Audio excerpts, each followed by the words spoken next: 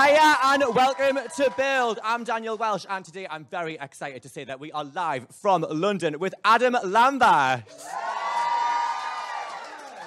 If you're a Glamber and you've got a question for Adam, then please do get in touch. You can either send us your question over Twitter at Build Series LDN, or if you're watching this live on Facebook, then please do put a comment in the video you're currently watching, and we'll do our best to get that to Adam before the end of the interview. Adam Lambert, hello, welcome to Build. Thank you, hi. I'm so happy that you're here. I'm happy I'm here. Especially because you're so busy right now.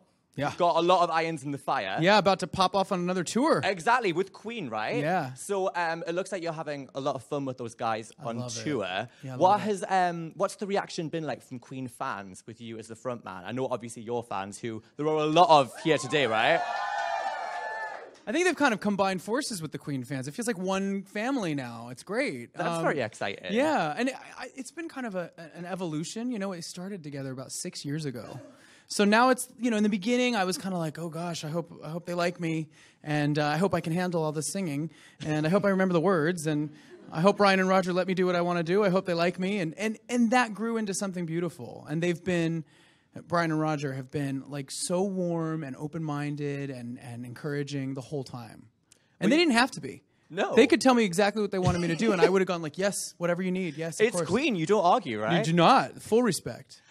You just mentioned they're wanting to do kind of your own thing with the songs. And how do you toe the line there? Because obviously, Queen songs, they're so big and so iconic, and people know them in a certain way. But at the same time, you don't want to come out and be a Freddie Mercury impersonator. You're known for your own performance style. It's, you know, it's sacred ground in a way. You know, you have to figure out a way to kind of be mindful of the original composition, the song itself, you know, and that's what I started doing. As much as I love Freddie, and that's how I learned most of these songs, I stopped listening to the recordings, and I tried to focus in on the song as a song, not a record. So that kind of helped me look at it in a different way, and figure out how I was interpreting the emotion in it and the story. But then again, I didn't want to stray too far away from these amazing songs. Because people have come to hear them, right? Exactly. It's like, the songs and the music of Queen that's why people come to the show, first and foremost. Secondary is us doing it. So it's been really important to kind of keep the integrity of these songs. Do you have a favorite Queen song to perform live? And are there any that you've deliberately stayed away from for whatever reason? I mean, I think it depends on the day. I mean, I'll wake up one day and be like, yeah, this is the one today. I mean, most days, Somebody to Love it hits me right in the heart, because I often go like, really? Could they come now? I'm ready. I'm ready for some love. It's a bit close to home. Yeah, and like if there's anything that like I've dealt with that's frustrating that day, Another One Bites the Dust feels really good. It gets the anger out.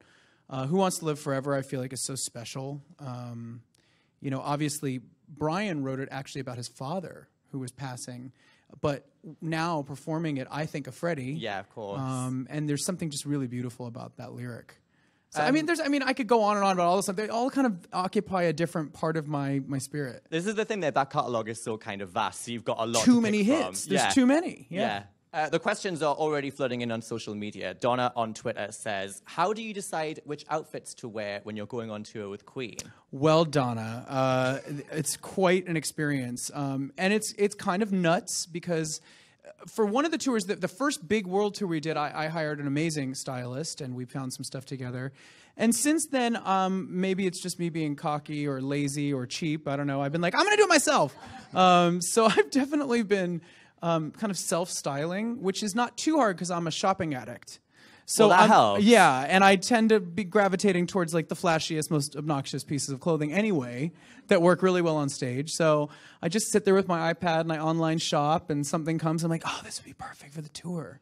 The thing is, you've kind of, ever since American Idol, you've been known for your fashion choices. Even some of them good, some of them bad. Yeah, but isn't that true of all of us here? Yes, I'm human. We're not here to judge Adam Lambert, don't worry about it.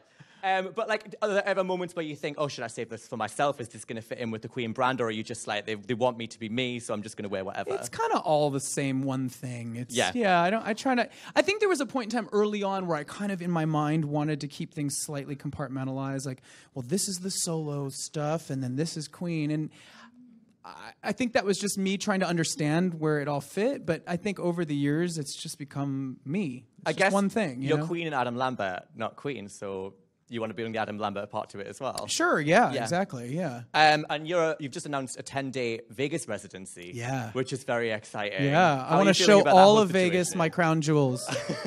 Yeah.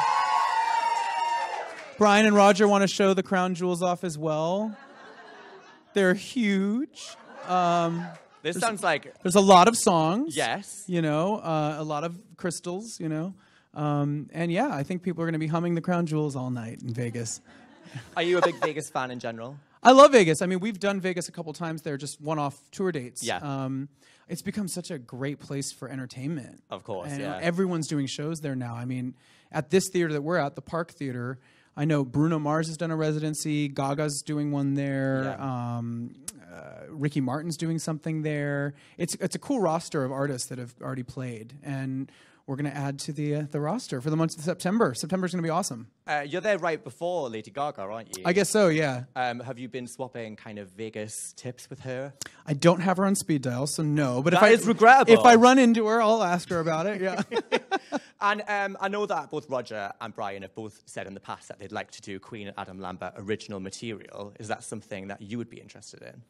I don't know. I mean, I think if it was the right thing at the right time, I think we're all open to it, but it has to be right. You know what I mean? It's not as simple as it sounds, I don't think. Because I also think, like, to me, Queen are these songs that we're doing. And that's what the audience is coming in to hear. And I think to me, that's what the collaboration is. It's a live collaboration. I've been fortunate enough to have Brian and Roger express the interest in performing one of my songs. You know, we did Ghost Town down in Rio, and we've been doing What Do You Want From Me, which has been really fun. So that's a treat and an honor that they want to play one of my little pop songs in their iconic set. Of course. And we did Two Fucks as well. That was really fun. Two Fucks was amazing. F-U-X. Fucks. I was going to say, whatever you get up to when you're on tour, that's none of my business. Yeah. Like, that's not what I call Brian and Roger either, okay?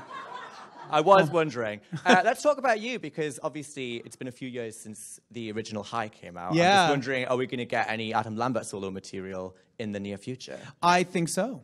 That is very exciting. Yes, I've been working... Woo! I've been working really, really intently in the studio. You know, we've been on tour legs. You know, we call them legs, and I've been saying this tired joke that in between legs, I've been working on my own project, which is kind of fun to say.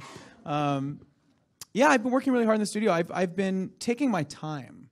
I feel like, you know, it's possible to pump out music really quickly, but to me, it suffers a little bit, rushing. And I really wanted to take the time to figure out what I wanted to sing about and how I wanted it to sound. And that's all an experimentation. And I've been very fortunate. I've gotten to write with some incredible people. A lot of queer writers this time around. Queer women, queer men, queer people of color, queer everything, and straight people too. Yeah. But it's been really cool because I feel like it's allowing me to tap into some subject matter that I'm really passionate about. Well, that's really interesting, because I was just going to say the world is a slightly different place from the last time that you released material. Is that something that is going to be reflected in the music? And it sounds like if you're just, working with all of these cool people, it sounds like something that is going to be reflected, right? I think it is. It's not even a conscious thing. I wasn't like, well, I have to write something that's, you know. But naturally, I'm trying to write about my experience and my point of view. And I have a tendency to really enjoy looking at society and looking at pop culture and sort of studying it and talking about it. And so there's a lot of subject matter in this new material that reflects movements and where we're at and where we've been and where we want to be. And some of it as a society as a whole, as a community, some of it as a person, myself, looking at it as a personal journey. And then there's a lot of songs that I've been writing that are complete whimsy and ridiculous and fun and silly and crazy, like you guys know and love, and stuff about relationships and the heart and longing and intimacy and, you know, the stuff that I love. Yeah. Yeah. Well, I think the thing is, when you're living through kind of difficult times, it's important that art mirrors that, but also you need some relief too, right? Yeah, man. It's good to party. Yeah. It's tough out there. Like, you need something to kind of distract you a bit, Escape too. is important, just as important as catharsis, and just as important as strength, I think escape is good. While we're on the subject of your music, Mr. Rolly asked on Twitter, which of your songs are you the most proud of? All of them? I don't know. I know that's a tricky question. I mean, it kind of like asking me what my favorite Queen song is. It kind of depends on what we're talking about. I don't know. Like that song "Outlaws of Love" is a song that I wrote for my Trespassing album, which was my second album, and that's a song I'm really proud of because I felt it was a way to sum up sort of what it feels like to be an outsider and to be persecuted or punished for loving who you want to love. Mm-hmm. There's been a few songs that I feel very, very passionate about. Underneath is a really powerful record. Cuckoo is a record that I feel really, just kind of sums up my energy because I'm nuts. I don't know. I mean, you name it. I mean, on the original High, I really, obviously Ghost Town, it tapped into something that I was noticing in Hollywood and being in that city for so long and seeing people chase dreams that are not materializing and how that kind of leaves you feeling a bit empty. I mean, I love them all. They're my babies. Of course. Yeah. Let me ask you, how do you think that the upcoming fourth album will be different to what you've released in the past? It's hard for me to understand exactly what the album's going to be because I have so many songs at this point, and I haven't narrowed it down. I'm still writing. I was writing up until I left 3 days ago. I was in the studio. At this point, I'm just like writing, because that's sort of the mindset that I'm in. And then I think after a little bit of time away from the studio, probably after this tour, I'll be able to kind of zoom out, as I say, and get more perspective and kind of go, okay, this is sort of these are the songs I want on the album. Yeah.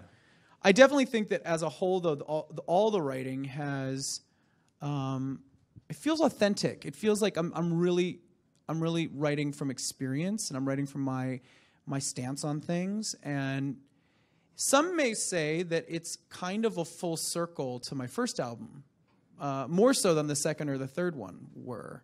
So yeah. But I guess there's bits of the second. I don't know. There's bits of the second one too. I was going to say, why would you say it would feel like a full circle? Because I guess the first album was an introduction to you. Do you think it's kind of revisiting that idea? It will have been 10 years next year since the first album. So there's this weird full circle decade thing. I've learned a lot about myself. I've learned a lot about the world. I've experienced a lot, and I think you'll see all that in the album. Yeah. Chimes on Twitter wants to know, and so do I, what is your most embarrassing moment while touring with Queen, or indeed any tour? My pants ripped open once. Is this an incident everyone is already familiar with? When was this? It was during one of the first times out. We were in London. It was the first time we were playing the Hammersmith. And I had a pair of leather trousers on. They were really fabulous, by the way. Sounds it. Quite good pants. And I stepped down on the stage and was out in the audience for a little bit and then went back up to the stage, and I had to step up quite a high lip of the stage, and it just went up the back. How do you recover from that? Because I wanted to show everybody what I did. Look what I did! I didn't try to hide it. One of two choices, right? So I mean, I did have a pair of Spanx on underneath, so so you weren't going to see anything. But I was like, look, I ripped my butt. Yeah. Nice.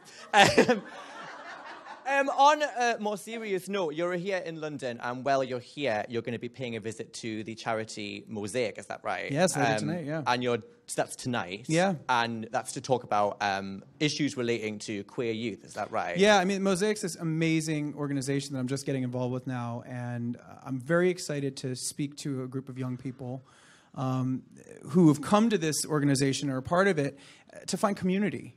That's really important, especially if you're part of a movement of people that's maybe not necessarily part of the mainstream, even though it's getting a lot better. Mm-hmm. It's good to find like-minded individuals. It's good to have support. And the organization's brilliant. It helps people find ways to make friends, to build this community, to talk to each other about issues. They go on trips to places. There's cultural immersion. I'm very excited. I'm very excited to talk about my experience as an artist, as a queer person, as a singer, as somebody who's always felt different and always felt like an outsider. So I understand.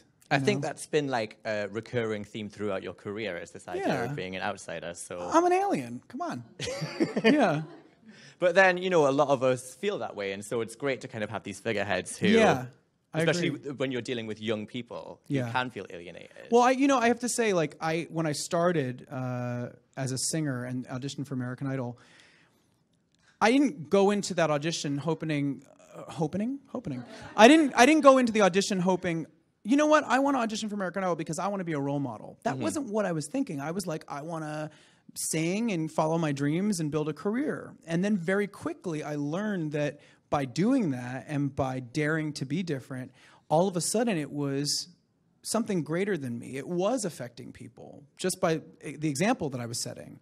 And when I met fans early on that said things to me like, you know, by you being who you were and not apologizing for it and singing about the things you sing about and saying the things you said, you gave me the hope and the strength to be who I wanted to be. And again, like, I don't say that to pat myself on the back. I say it because, wow, I didn't even expect that to be part of this journey. And once it hit me that was the power of being a public figure, it's something that I've been really honored to try to keep doing, you know? But, you know, you're somebody who's been out from, like, the beginning of your career. Is it kind of frustrating for you, who's someone who's always used your voice, to kind of see people maybe not using their platform in a way to do good like they could, and kind of not seize those opportunities that you have? I mean, I've been focusing more on the people who are. Yeah. I mean, I think that we have so many queer artists, not so many, but there's a handful of queer artists now that are really comfortable, and they're coming up in a time where it's much better than it was 10 years ago. Even. Definitely. It's not something that's as taboo. It's not something that is going to be as much of a roadblock to your success as it maybe might have been 10 years ago or 20 years ago. You know, we have artists like there's like Troye Sivan and Ollie Alexander from Years and Years, and Sam Smith and Haley Kiyoko and other artists that were in my batch, like Sam Sparrow and Jake Shears, and I'm just so excited. I'm so excited for this movement. I mean, Todrick Hall is another one that's unbelievable with what he's doing. Unbelievable. My friend Vincent that I just made back at home in LA, I don't know if you've heard Vincent. You guys look up Vincent. He's an incredible singer. I could go and list people. It's been really exciting to see the fear taken away from being a queer artist. When I started and did American Idol, coming off of American Idol, I've often been asked, did you ever experience any homophobia? And I was really lucky because when I grew up, I came out to very, very liberal household. My parents were very cool with it. Yeah. I was in the theater, so obviously, like, that was a very embracing community. And, you know, I hadn't really dealt with a lot of homophobia. I come off American Idol, and finally am faced with the idea that I need to declare that I'm gay, because I didn't realize that they didn't know. I was like, are you kidding me? I thought y'all knew. I knew since everyone else around me on the show, I was like, who's that? He's cute, you know. But I learned very quickly that there is a responsibility to be a queer celebrity, and I had to learn on the spot what that responsibility was. And so I did, and I don't know, I just, that was the first time I started experiencing homophobia, was being a public figure and all of a sudden taking on more than just the bubble that was West Hollywood and the theater world, but all of a sudden it was like middle America and around the world. Mm-hmm. And I had a lot of love and a lot of support from my fans, but in equal measure, there was a lot of hate and there was a lot of negativity. Yeah. And it was something that I had to get my head around. I had to learn to ignore it. I had to learn to sort of stand my ground. And I did some things, especially early on, that were very bold to prove a point, because that's the kind of guy I am. And I had to do what I wanted to do to make a stand. You know, lots of kissing, same-sex kissing, and it was something that I stand behind. You know, I wanted to prove that point, but also that there was a double standard. And I'm like, so I'll do it too. But you just mentioned that double standard. Like way at the beginning, I remember your AMAs performance where you kissed the backing singer, whoever it was, and Good Morning America blurred it. It was after showing Madonna and Britney kissing. Yeah, so I was like, within seconds. So is it because we're men? is that why we're being interesting? Okay. I didn't get it. I couldn't wrap my head around it. I was like, that's so offensive. It was outrageous. It Yeah. remains outrageous today. Do you think that would still happen 10 I don't years think so. on? I don't think it would. And it was interesting because I don't think anybody really knew what was going on. I don't think you realize like the weight or the importance of things like that as you're in them, you know? Mm-hmm. And I think it was scary for me because all of a sudden, because of that choice that I had made, which was motivated by a lot of the chatter and the heat that I was getting from fans or the gay press or executives or management, there was a lot of talk around sexuality. And I was just getting fed up. And so I think some of that was me sort of lashing out without realizing it. And I was told after that point, like, you know what, you did a lot of damage to your career. This is going to be tough to repair. And that was scary because on one hand, I was like, yeah, but by principle, I believe in what I did. And I will not apologize because I am who I am. Of course. But at the same time, it was terrifying. It was terrifying because I had to realize that I didn't want to lose my chance. You know, I had worked this hard. I'd competed on the show. And all of a sudden, I had this opportunity in front of me to be a pop singer in a mainstream America as an out gay man, which was something that I didn't even think was possible. So I had to be really, really mindful at that point. I'm like, well, how do I balance this while still maintaining my opportunity here? Yeah. So it was terrifying. How did you deal with that? Because that sounds like a lot to deal with in one go. Carefully? I don't know. I just tried. I tried my best. And I made choices that I stood behind. Principle was really important to me. I had to make sure I wasn't compromising my integrity, but definitely wanted to keep entertaining people and wanted the opportunities that were available to me. So it was interesting. You've discussed kind of the progress that's been made towards LGBT people today in the last 10 years. This talk you're doing tonight is specifically dealing with young people. So what issues are they still facing today, and how does that differ to what people were facing 10 years ago, would you say? Good question. Thank you very much. I need a sip of water for that, actually. Hold on. Let me hydrate. Hold that thought. Hold on.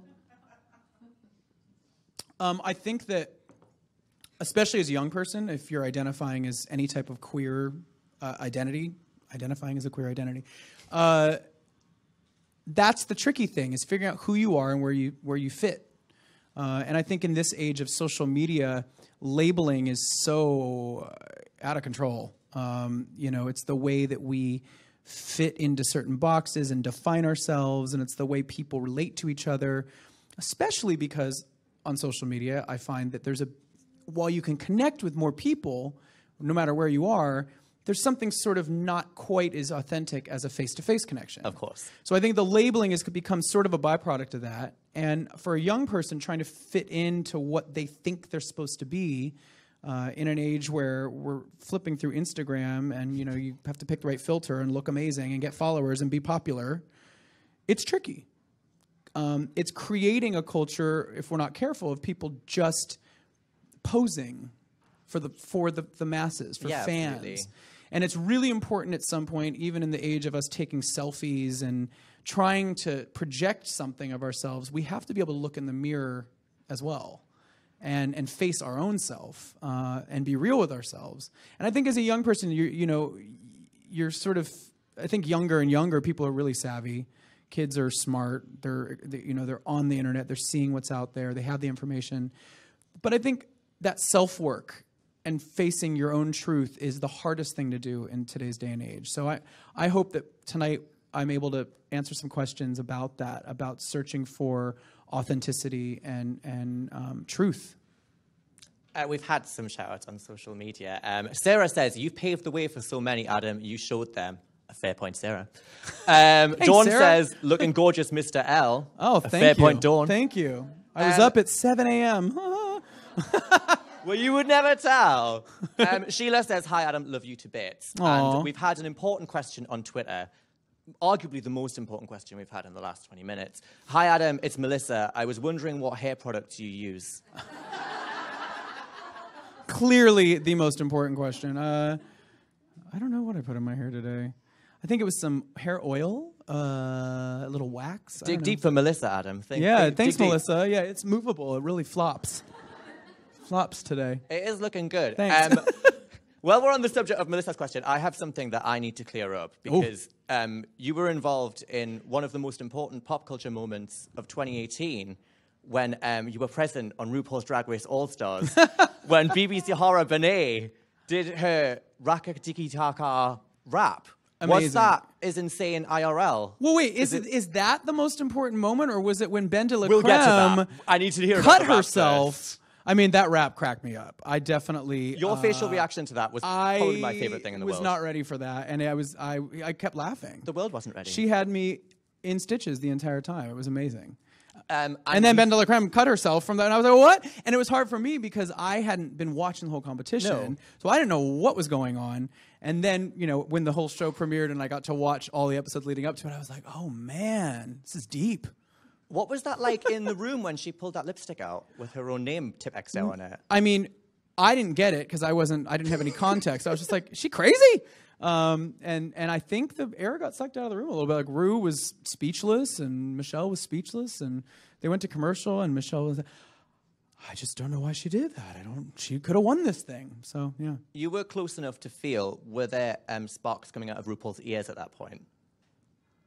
I don't know how she felt about it. You know, she had her glamazon poker face on, you know. I don't know. I didn't talk to her about it. Yeah. She was definitely, like, shocked.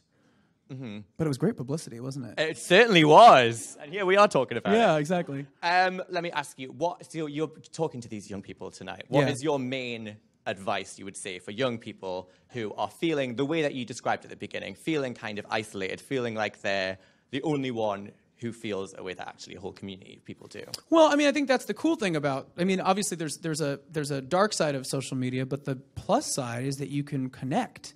Even if you're in a community where you're the only one that you think is like you might reach out and find somebody in town that identifies like you that you can become friends with, or a couple towns away, or another country, another continent. I think that the beauty of that is that you don't have to feel alone. It's very easy to connect now, and to talk about these things, you know? I think that's great. I love that. But like I said, I think it goes deeper than that. It goes deeper than just making a connection with people that are like you. I think it's about maintaining a sense of self. It's about maintaining the truth of who you are. And I think I'm going to get more into that by asking questions and hearing stories tonight. It's not so much about me like lecturing, because I'm not like, I don't know everything. I'm not like a guru of gay things. I'm just here to try to talk and facilitate. Yeah. And finally, what about you? What is next for you? Where would you like to be in the next, say, 12 months? 12 months from now, I mean, I'm definitely going to be well into promoting an album, I think. I mean, that's exciting. Yeah. I think so, yeah. I want to be very focused on that. Yeah. Okay, well, on that note... My solo music. Yeah. Do you think, like, being on tour with Queen has, like, kind of influenced your, like, the music you're going to be making? Do you think it's going to have more of a rock element? Because that's, again, what you started with, and then you took a much more kind of dance pop route. You know, yes, you're right. I get so, like, the genre thing is funny to me, because, like, growing up, I listened to so many different types of music, and I have so many different artists that I look up to that never stayed in one box either. Mm-hmm. And Queen, in particular, isn't just rock. They are rock, but they did everything. They were doing the blues, and they were doing rock, and they were doing funk, and they were doing operetta, you know, and chamber music at one point or another. You know, I mean, they experimented with so many different styles of music. Same thing with, you know, Michael Jackson and Madonna and all these like pop icons that were the ones that we will always remember. So I've always tried not to be defined by a genre. I feel like that's a bit limiting. And this next project is not defined by a genre. There's a lot of influences. I don't think that sticking in one box is, I think it's boring. Yeah. Yeah. And I think the most interesting music currently is the music where it's like fusing a bunch of different styles together in unexpected ways. So that's what I hope to do. Well, unfortunately, that is all we've got time for. But please give it up, everybody, one last time for the amazing Adam Lambert. Oh, thank you. Thanks, guys. Thank you.